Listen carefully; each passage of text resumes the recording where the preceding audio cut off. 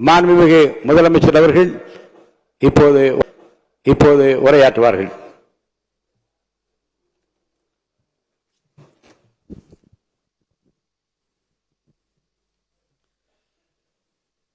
மாண்புமிகு பேரவைத் தலைவர் அவர்களே, முதலில் நம்பிக்கை தீர்மானத்தில் மக்களுக்கான இந்த ஆட்சியை, மனசாட்சி உள்ள மக்களாட்சியை ஆதரித்து வெற்றி பெற செய்த மாண்புமிகு உறுப்பினர்கள் அனைவருக்கும் நெஞ்சார்ந்த நன்றியை நமது அரசின் சார்பாக தெரிவித்துக் கொள்கிறேன்.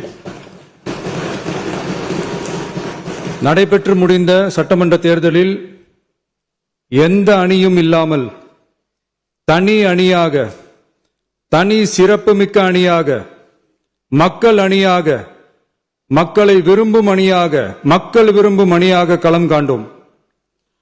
1967 and 1977 தேர்தல்கள் வாயிலாக அமைந்த சாமானியர்களின் அரசை போலவே 2026 சட்டமன்ற தேர்தல் வாயிலாக தமிழக வெற்றிக் கழகமும் சாமானியர்களின் அரசையே அமைக்கும் என்று மக்களிடம் தீர்மானமாக கூறினோம்.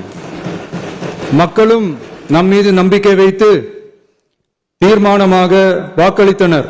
வாகை சூடும் அந்த வரலாறு திரும்பியது. விசில் அலை வெற்றி அலையாக மாறியது.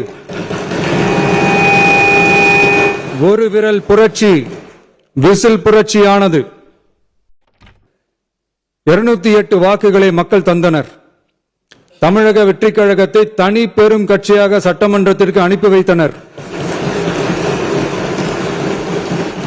கட்சி ஆரம்பித்த 3 ஆண்டுகளுக்குள்ளே மிக மிக சிறிய அளவில், ஒரு நூல் இழைவில் தனி பெரும்பான்மை கொஞ்சம் தள்ளி போயிருக்கிறது.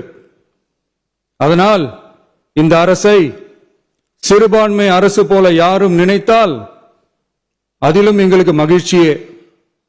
நாங்களே சொல்கிறோம், இது சிறுபான்மை அரசுதான்.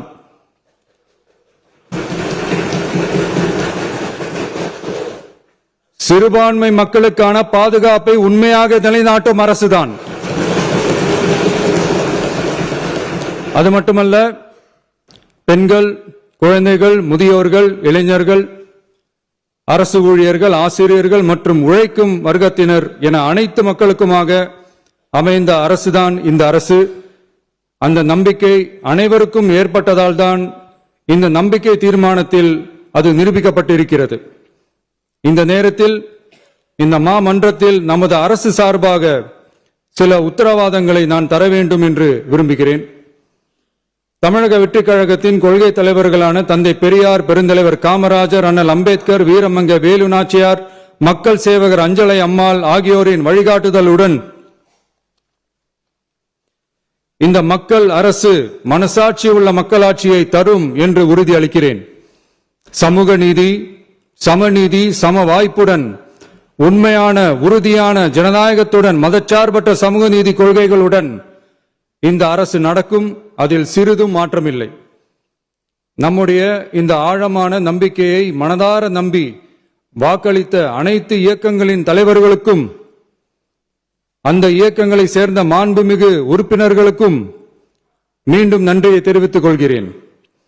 எம்மதமும் நம் மதமே, எல்லா மக்களும் நம் மக்களே, இதில் வாக்களித்தவர்கள் வாக்களிக்காதவர்கள் என்ற பாகுபாடே இருக்காது. இது எல்லோருக்குமான அரசு. இது சாமானியர்களுக்கான அரசு. இது சாதி மத எல்லைகளை கடந்த அரசு. இது பாகுபாடு காட்டாத அரசு. இது பண்பாடு காக்கும் அரசு. இது பண்பட்ட அரசு. அரசியல் காரணங்களுக்காக யாரையும் எதற்காகவும் புண்படுத்தாத அரசு. இதையெல்லாம் போக போக புரிந்து கொள்வார்கள்.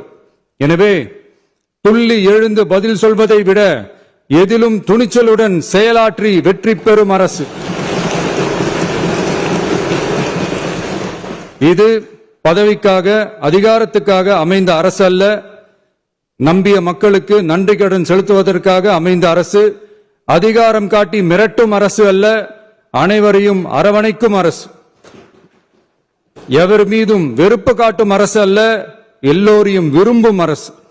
மக்களே முக்கியம், மக்கள் நலன் மட்டுமே முக்கியம்.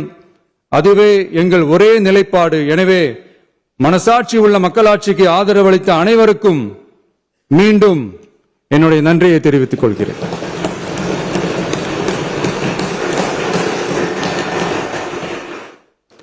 பேரவை மீண்டும் கூடும்